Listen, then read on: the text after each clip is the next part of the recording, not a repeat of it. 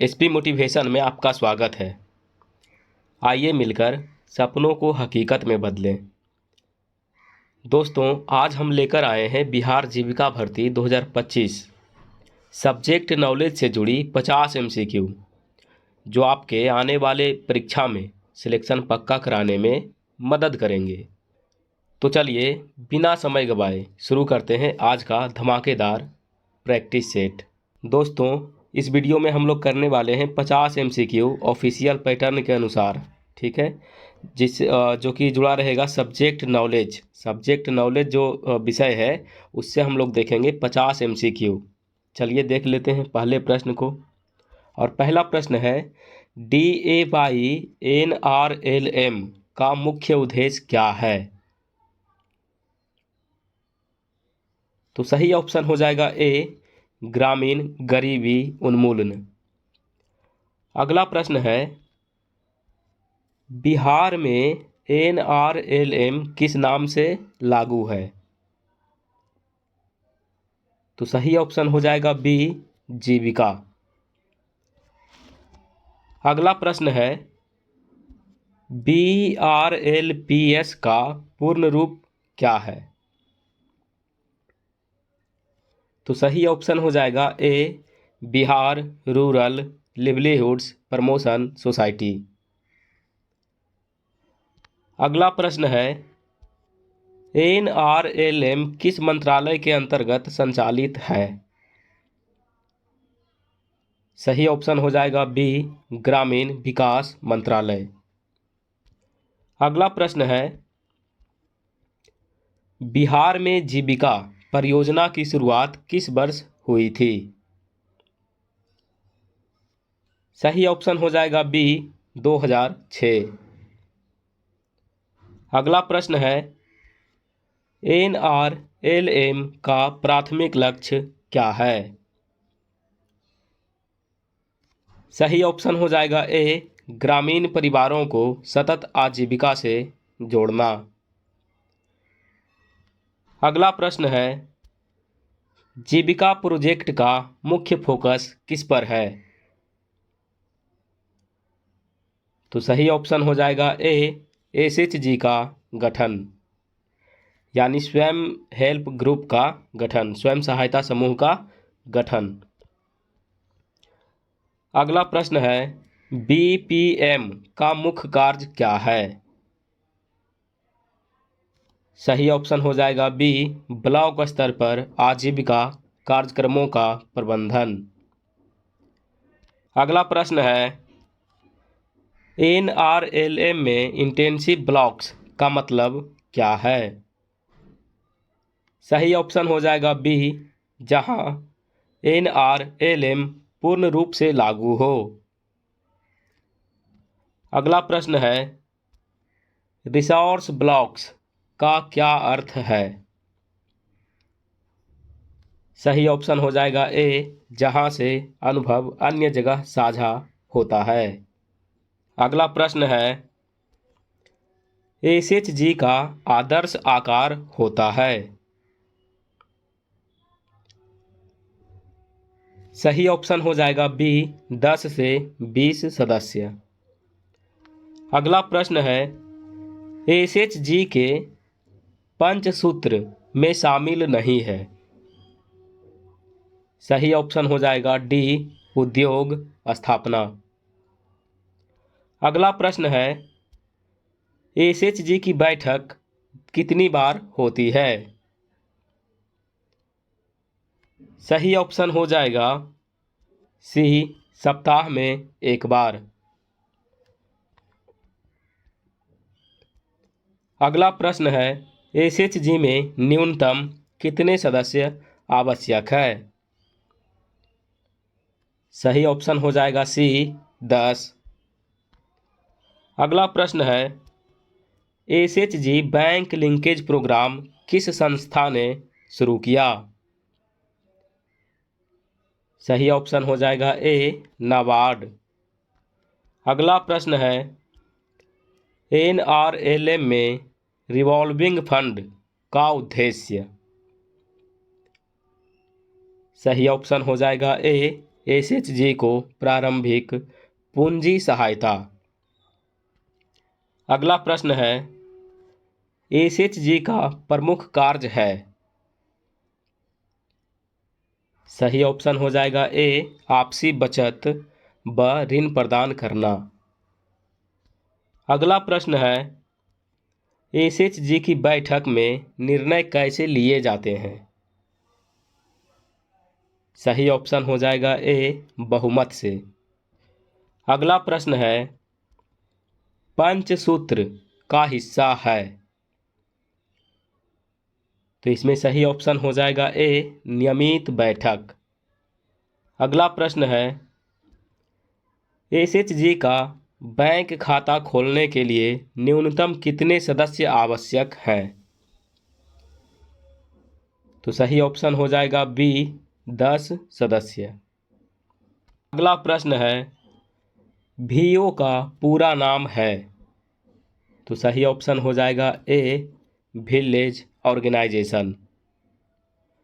अगला प्रश्न है, वीओ में कितने एसएचजी जुड़ते हैं। तो सही ऑप्शन हो जाएगा ए, 5 से 15। अगला प्रश्न है, सीएलएफ का पूरा नाम है। सही ऑप्शन हो जाएगा ए, क्लस्टर लेवल फेडरेशन। अगला प्रश्न है, सीएलएफ का मुख्य कार्य क्या है। तो सही ऑप्शन हो जाएगा ए, एसएचजी और वीओ का समन्वय। अगला प्रश्न है, सीएलएफ के अध्यक्ष को क्या कहते हैं।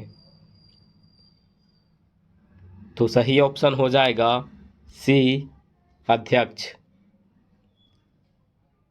अगला प्रश्न है, वीओ का उद्देश्य है। सही ऑप्शन हो जाएगा ए, एसएचजी का सशक्तिकरण। अगला प्रश्न है, वीओ और सीएलएफ किस स्तर पर काम करते हैं। तो सही ऑप्शन हो जाएगा ए, पंचायत और ब्लॉक स्तर पे। अगला प्रश्न है, एनआरएलएम में कम्युनिटी रिसोर्स पर्सन यानी सीआरपी की भूमिका क्या है। तो सही ऑप्शन हो जाएगा ए, एसएचजी या वीओ या सीएलएफ को प्रशिक्षण व सहयोग देना। अगला प्रश्न है, सीएलएफ किस स्तर पर गठित होता है। तो सही ऑप्शन हो जाएगा ए, क्लस्टर स्तर। अगला प्रश्न है, वीओ की बैठक कितनी बार होती है। सही ऑप्शन हो जाएगा बी, हर महीने। अगला प्रश्न है, फाइनेंशियल इंक्लूजन का अर्थ है। सही ऑप्शन हो जाएगा बी, सभी वर्गों तक बैंक सेवाएं पहुंचाना। अगला प्रश्न है, एनआरएलएम में बैंक सखी की भूमिका है।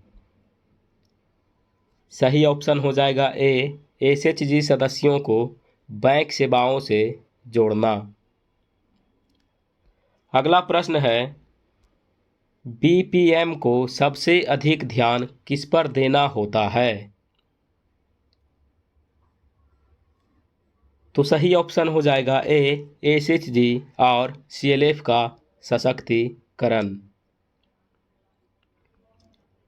अगला प्रश्न है, एनआरएलएम में इंटरेस्ट सबवेंशन स्कीम का लाभ किसे मिलता है।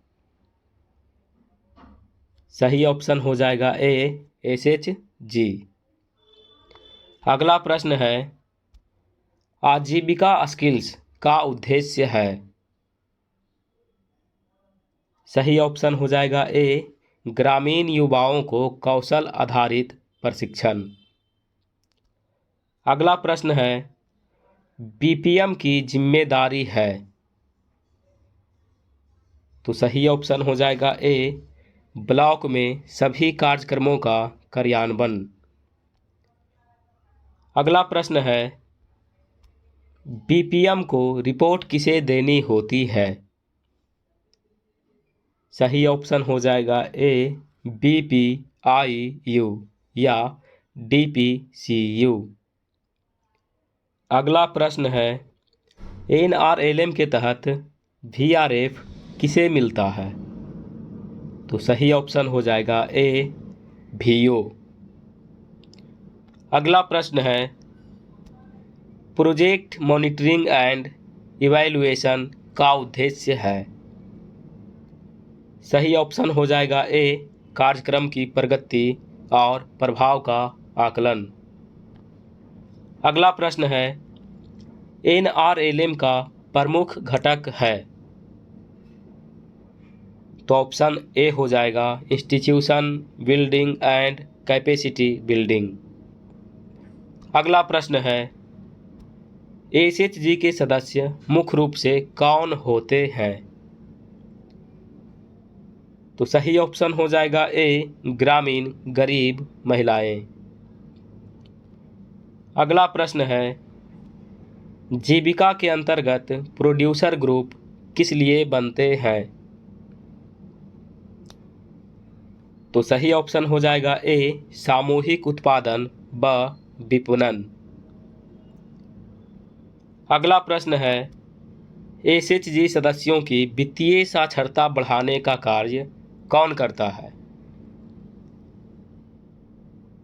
तो सही ऑप्शन हो जाएगा ए, बैंक सखी। अगला प्रश्न है, एनआरएलएम का टैगलाइन क्या है?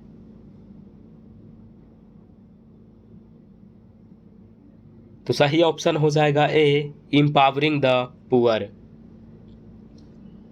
अगला प्रश्न है, बीपीएम का कार्य क्या है? तो सही ऑप्शन हो जाएगा ए, ब्लॉक में आजीविका गतिविधियों का समन्वय। अगला प्रश्न है, जीविका का फोकस ग्रुप कौन है? सही ऑप्शन हो जाएगा ए, ग्रामीण गरीब महिलाएं। अगला प्रश्न है, एसएचजी में बचत किसके लिए की जाती है? सही ऑप्शन हो जाएगा ए, आंतरिक ऋण और आपसी सहायता। अगला प्रश्न है, वीओ को कम्युनिटी इंस्टीट्यूशन क्यों कहा जाता है? सही ऑप्शन हो जाएगा ए, क्योंकि यह सामुदायिक निर्णय व कार्य करता है। अगला प्रश्न है, सीएलएफ के अंतर्गत सबसे बड़ा निर्णय कौन लेता है? तो सही ऑप्शन हो जाएगा ए, जनरल बॉडी। अगला और सबसे अंतिम प्रश्न है, बीपीएम का कार्य क्षेत्र किस स्तर तक सीमित होता है? तो सही ऑप्शन हो जाएगा ए, ब्लॉक स्तर। तो दोस्तों, ये था सब्जेक्ट नॉलेज के लिए 50 सबसे महत्वपूर्ण प्रश्न। अगर आपको यह वीडियो अच्छा लगा हो तो इसे लाइक करिए, शेयर करिए और कमेंट करना ना भूलें, ताकि आने वाले समय में मिलने वाले और भी मॉक टेस्ट और प्रैक्टिस सेट्स सबसे पहले आप तक पहुंच सके। All the best. Thank you.